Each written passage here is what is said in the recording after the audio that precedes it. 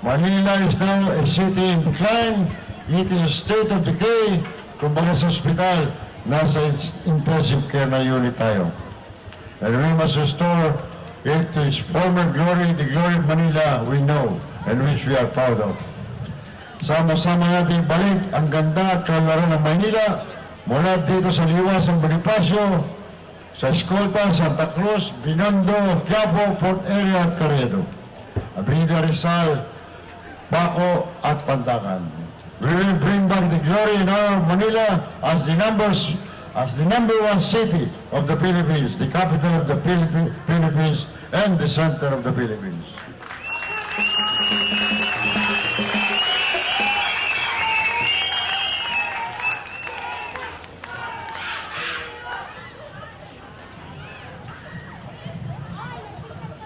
Ang akin lang pong hilingan, mihiling ako sa kasalukuyan nating Pangulo na gamitin niya lahat ang pwersa niya, impluensya niya sa mga tauhan niya, na bigyan tayo ng malinis at maayos at kapani-paniwalang halalan.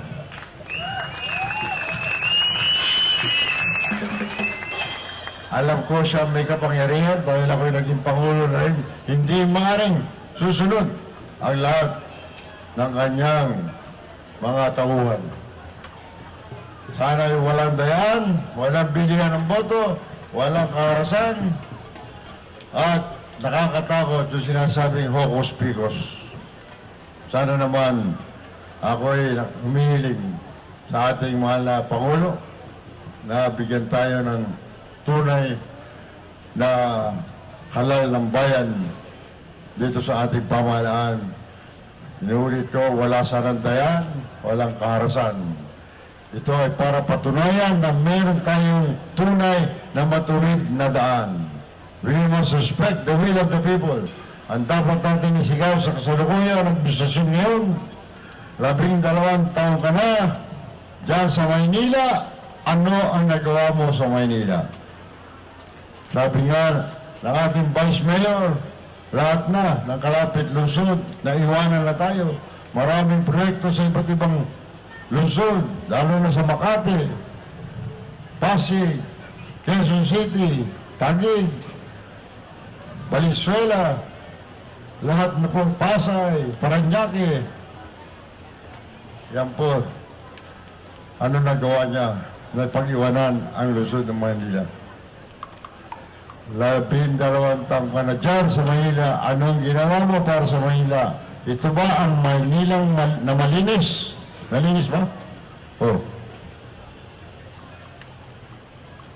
Ito ba ang Manila na pwede na nating ikarangal?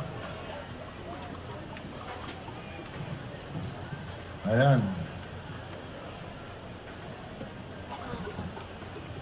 Natutulog sa bangketa. Nilalangaw.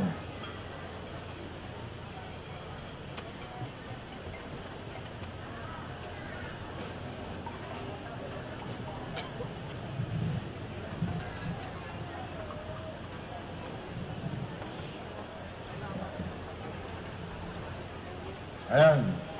Kaya mo sagutin yan, yung mga basura yan. Nagumagastos ng 500 milyon taon-taon para linisin ang Maynila. Bakit nagkakaroon yan? Yan mo pwede ikarangan yan. Kayo na ang sumagot niyan. Tignan niyo po.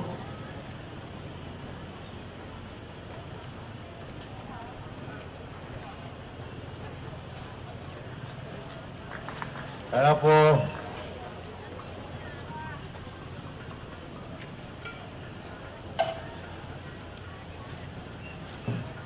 sa ating pong paglilingkod, sa aking paglilingkod sa ating mga kababayan, hindi po ako basta-basta nangangako. Sinisiguro kong tutuparin ko ang aking pangako. Dahil ito ay utang na loob ko sa ating mga kababayan, lalong-lalo na sa masang Pilipino.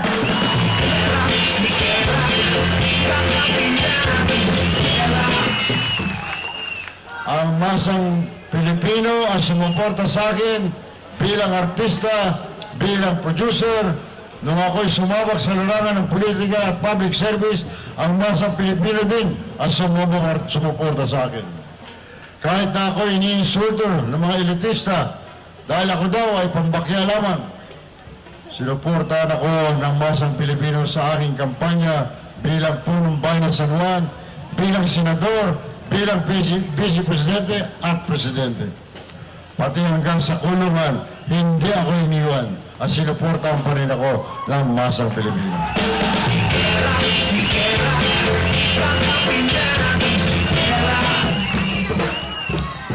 Kaya hindi ko po maaaring kalimutan ng masang Pilipino.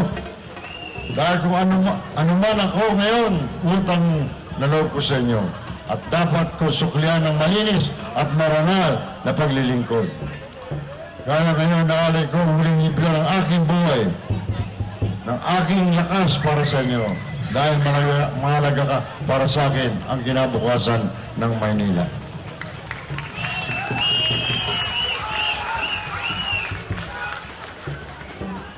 Hindi ko po makakalimutan, hanggang nakakulong ako. Hindi niyo ako iniwanan. Ang magpapatunay niyan, nakakulong na ako.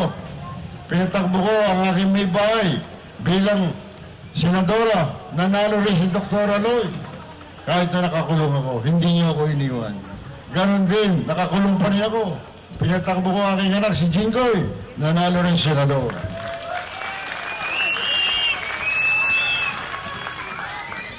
Kaya kailanman, hindi ko malilimutan ang masang Pilipino. Dahil dito sa Maynila ngayon, ang pinakamaraming mahirap, kaya dito po ako babalik. I'll dedicate the last quarter of my life to Manila because ang kinabukasan ng Maynila ay ang kinabukasan ng ating bansa. At sa mga darating pang mga henerasyon ng kabataan Pilipino, na dapat mabigyan ng magandang, maayos at matahimik na pamumuhay. Hindi ko po matiis ang masang Pilipino at lalong hindi ko matiis ang lungsod kung saan ako'y sinilang ay magiging ganito. Isang lungsod na lubog, hindi lamang sa baha, kundi lubog sa utang. Kaya masasabi natin, ang estado ni Sigat Andres Bonifacio, pinanganak sa Tondo, idolo ko, idolo ng masang Pilipino. Si Era po ay pinanganak din sa Tondo. Si Andres Bonifacio, bayani ng masang Pilipino, sinintensyan, convicted at pinapatay. Ako po ay nalal ng sambayan ng Pilipino, inyong Pangulo, pero tinanggal, inagawa ng pwesto at ikinulong pa. Pareho lang po kami biktima. Kaya lang po siya pinatay, ako ay nakulong lang. Ngunit ako po ay patuloy, habang ako'y buhay, patuloy ako maglilingkod sa inyo para suklian ng inyong pagmamahal at pagtatagoy sa akin. Hindi niyo ako iniwan kahit ako ay nasa kulungan. At yan po ay napatunayan nyo, katulad ng sinabi ko, na inaulit ko, na ako'y malungkot na malungkot, nung ako'y nakakulong, nung nag-iisa na lang ako, nakalabas na si Jinggoy. Yun po, inulit-ulit ko, hindi ako nagsasawang ulit-ulitin, na nung pinatakbo ko ang aking may bahay, si Dr. Aloy, binoto nyo, sinuportahan nyo, at nanalo. Ganon din. Nakakulong pa rin ako, hindi ko makakalimutan. Nang patakboy ko rin, ang aking panganay na anak, si Jinggoy, bilang senador ay sinuportahan nyo rin at nanalo rin. Yan po ay inulit-ulit ko sapagkat hindi ko makalimutan. Kahit na nakakulong ako, hindi niyo ko nalimutan at patuloy pa rin ang suporta nila.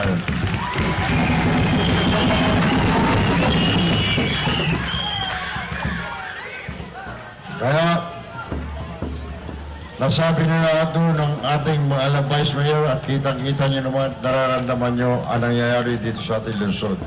At pinakita ko naman sa inyo, hindi na ako nagsasalita, ayon diyan sa mga dokumento na nakita niyo ngayong gabi. Kaya ngayon po mga minamahal ko bayan, hindi ko po malilimutan habang ako'y nababuhay.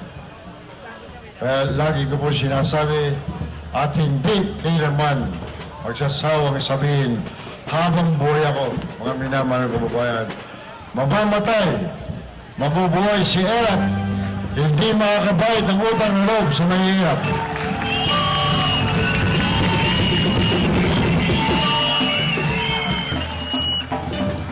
Kaya po mga minamahal ko kababayan, pwede bang humingi ng regalo sa inyo? Ito naman po ang kasuklian nito, yung buong katapatan ng paglilingkod sa inyo. Magbe-birthday na po ako sa isang buwan.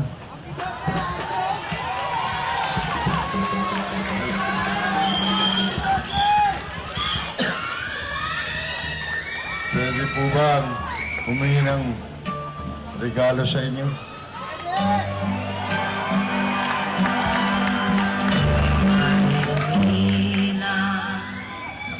Kung maaari lang po ang aking pakiusap, kung mabibigyan niyo po ako regalo, yung ating pong buong ticket ng senatorial ticket ng una ay straight po.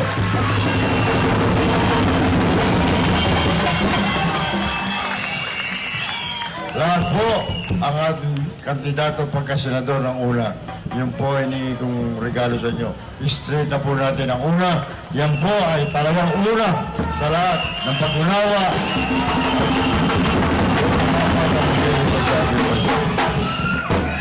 Yan lang po at marahil hindi po kami magkakamali ng ating mahal na Vice President na susunod na Pangulo sa aming pagpili dito sa mga kandidato ng una. Yan po, ang lahat sila po yung damdamin ay para sa masa rin. Kaya po, yan po ay ginagarantihan namin ng ating mahal na Vice President na kung maaari po, ibigay niyo ng regalo sa akin yan sa April 19. Oh, hindi. Totoo ba mabibigyan siya ng regalo yan?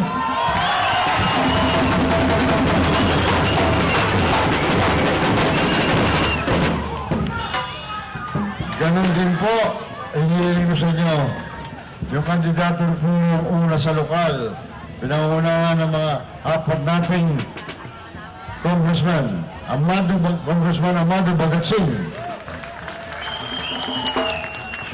Congressman Benny Abante, Congressman Edward Tan, at Congressman Dionisio Rantondo.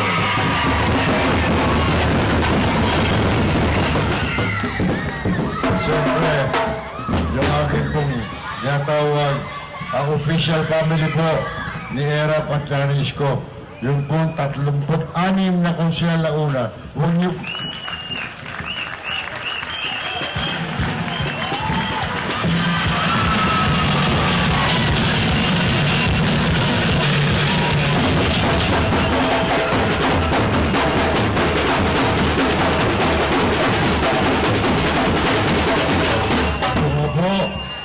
Ito pong hilihiling ko sa inyo. Kailangan po namin ni Vice Mayor Isko ang straight ticket ng konseyo para sa garon ay wala nang hadlang sa lahat ng mga plano namin para sa kaunlad ng lungsod ng Maynila.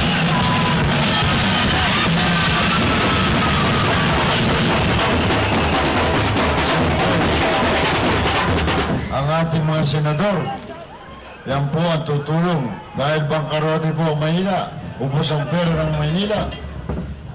Yung mga senador ng una, marahil hindi po kami ni Vice Mayor kung po kami ay hihingi ng tulong sa kanila. Kaya po dapat po straight ang senatorial ng una.